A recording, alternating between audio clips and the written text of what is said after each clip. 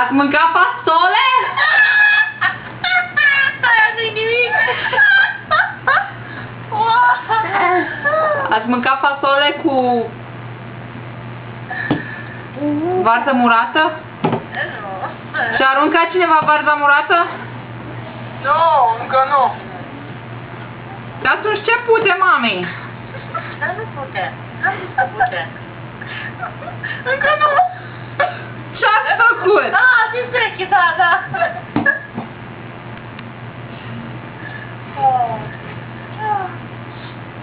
Să vedeți când face treaba mare nouă ce pute. Aoleu. Aoleu, mami. Ce dacă? Și imediat, Robert și Catarina vin și îmi zic imediat. De la Oliță. Da, de unde am încercat, nu vrea nici cum. El nu are răbdare să zică. Nu.